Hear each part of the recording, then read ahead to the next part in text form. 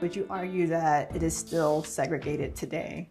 Not as bad as it used to be. I know all black kids went to one school, and the schools are still like that today. But I would like to say there are more of us coming together now.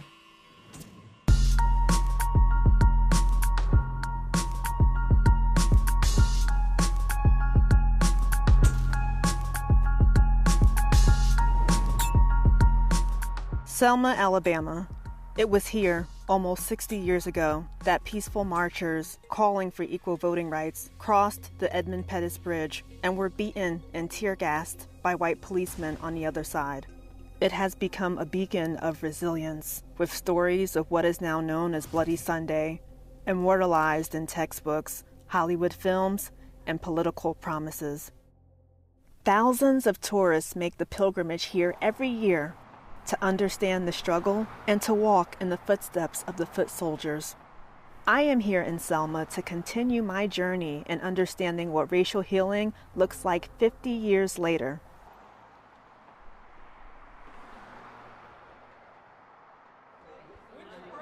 Welcome. Nice to meet you. Was Selma everything that you expected? I don't know what I expected, but I am sort of disappointed in what I believe to be the home of civil rights. You think about all the things that happened between Alabama, and coming across that bridge, I expected to see a vibrant downtown, but I saw buildings that were closed, boarded up, for something that should be one of, to me, America's premier tourist places in the South, because it has such a rich history of struggle, of overcoming, of triumph of the human spirit, as it were. And what I'm seeing is something that is static. I almost felt like I was back in that time, like what's changed? So that was a little disappointing.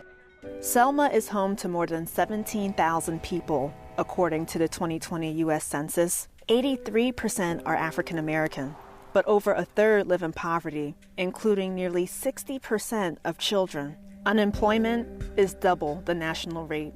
It's an economic legacy left in the wake of generations of racism and government policies, segregation, and violence.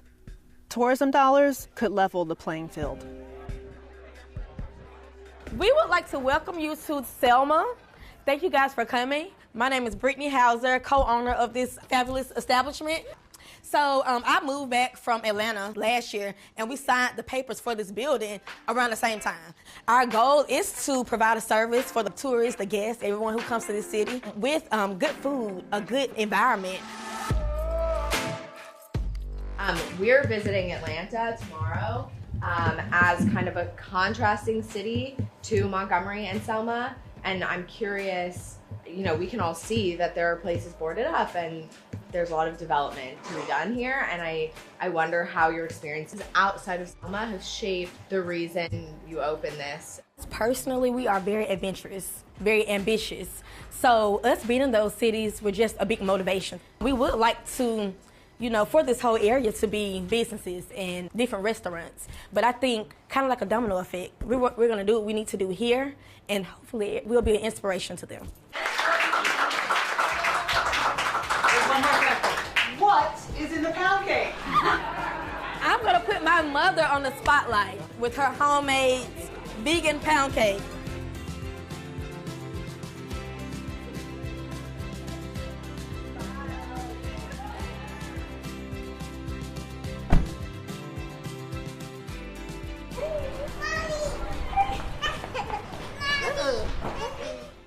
Selma is an iconic stop on a map, but it's also just home. You have a lot of positive affirmations. You have dream big, never give up.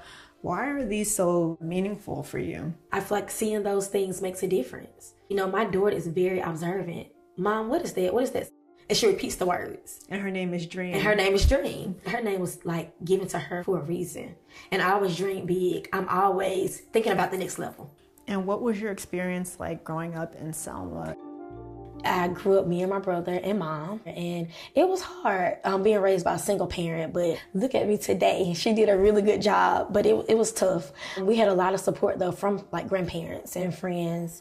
Why did you decide to leave Selma? I left for opportunity. very proud of being from Selma, but I always knew that there was more.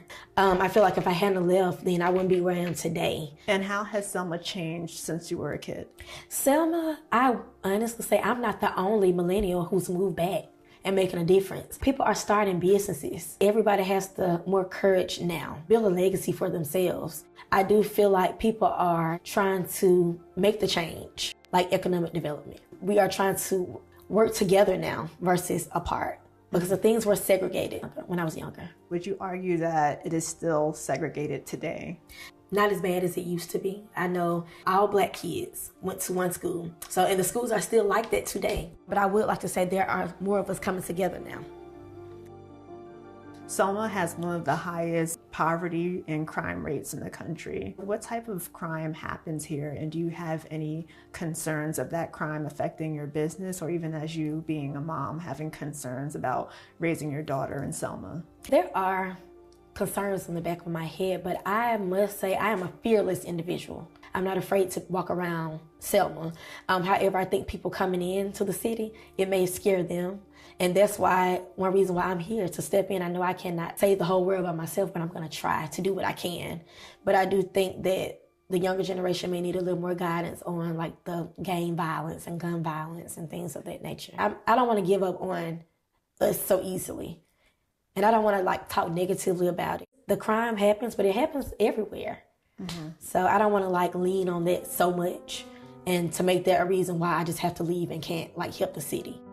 It is my responsibility to learn more about my city, but it also plays a role in modern day.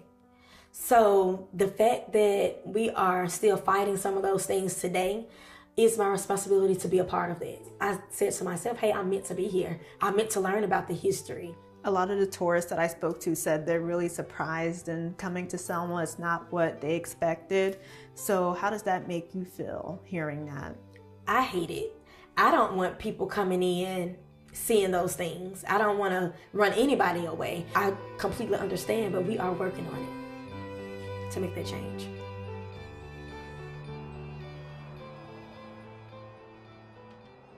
So, what can a community do to revitalize itself? Hi, Cheryl. It's nice to meet you. Nice to meet you. Welcome to the chamber. Thank you so much. This is downtown Selma, and this building is no longer there because that's where the bridge is today. So Selma has world-class history, but compared to other neighboring cities like Birmingham and Montgomery, there's not a lot of investment. Has city officials neglected tourism? I wouldn't say it's neglected, but the infrastructure is definitely needed. Groups that want to come to Selma and have their conferences here, but at this time we do not have the infrastructure to accommodate them, and so that's why we lose them to our neighboring city over in Montgomery. So if I want to buy a building in Selma and renovate it, can you take me through the process and how I can do that? We have 4 historic districts, and so you have to go before the Historic Commission and show them your plans of renovations, and that takes architectural drawings. And then once they approve it, it has to go before the commission of the state of Alabama. Once you get all that approved, then you can move forward with your project.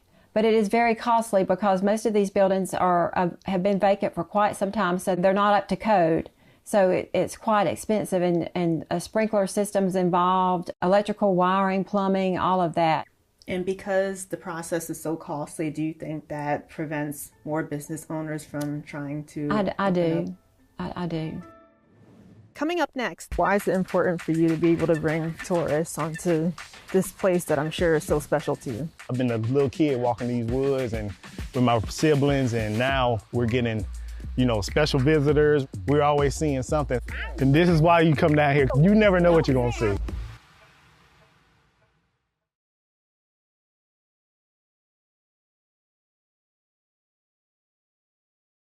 Thanks for watching our YouTube channel. Follow today's top stories and breaking news by downloading the NBC News app.